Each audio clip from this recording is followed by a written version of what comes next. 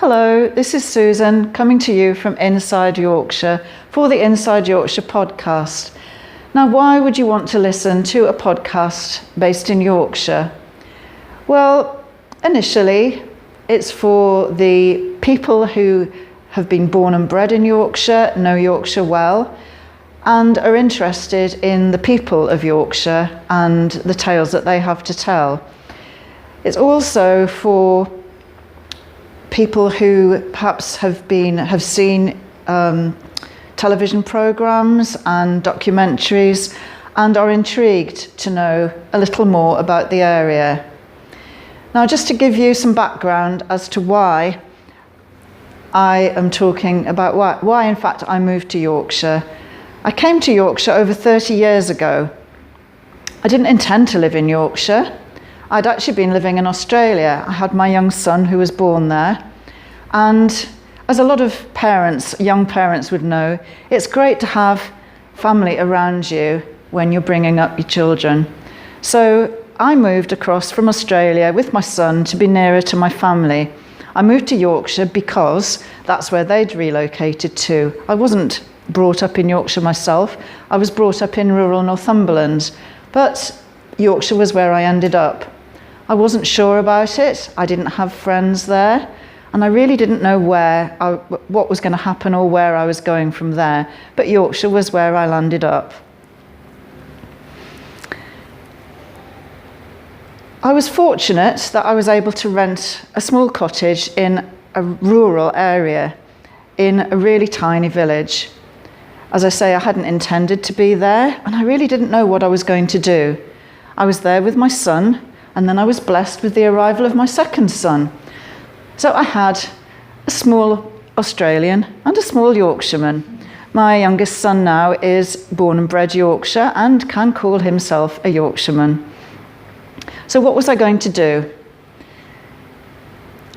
As a single parent at that point, I had to work. So I took a job working with two things that I was interested in: children, because I was focusing on my family, and books. I love books. I love physical books. And so I worked for a children's publishing company, Usborne. I built up a team of people working with me, and we were quite successful. I'd go around to play groups and mums and toddler groups and out to homes, party plan basically, but with books. And because my youngest son was a baby and in his car carrier a lot of the time under the table while I was doing the presentation, he was really good. He came with me. In fact, they both did. And my sons got to meet other children, playing with their toys and were actually with me while I was working, building up that business, which I did thoroughly enjoy. As time went on, I'd intended initially just to be in Yorkshire for a couple of years, but having a young family, they then went into school, and I discovered that I'd actually become committed to staying in the area where I was living. As I say, it hadn't been my intention, but here I was, making friends, meeting new people, and getting to hear some of the tales about the people of Yorkshire. Now, what has intrigued me over the years is the fact that some people who you would look at on a day-to-day basis maybe just have a small interaction with them. You have no idea about their background, their stories, the things that they've been doing.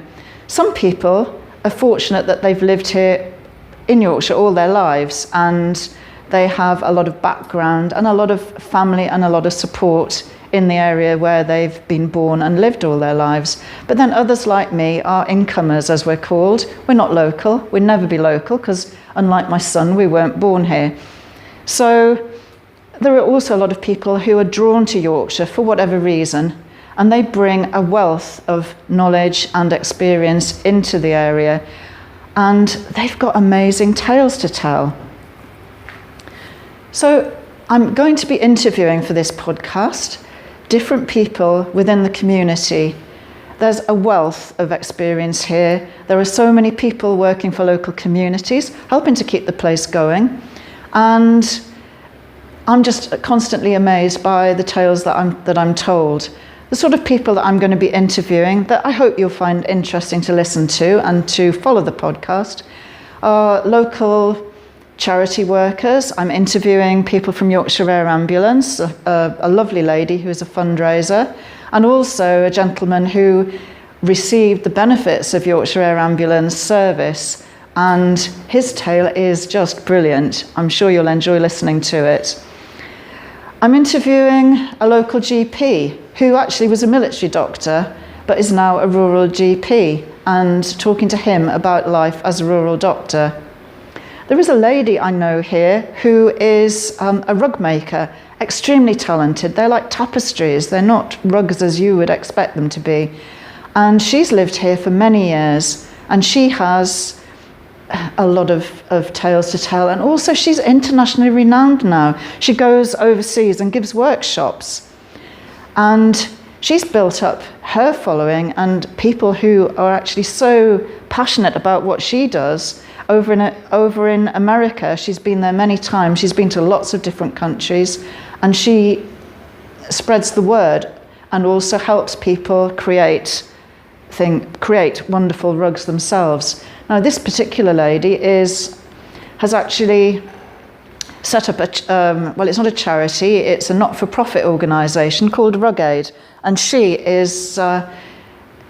actually goes out to Gambia twice a year, some years. Other times she goes when she's raised enough funds to be able to afford to go out, and she teaches blind people, teaching them to do something that is very intricate.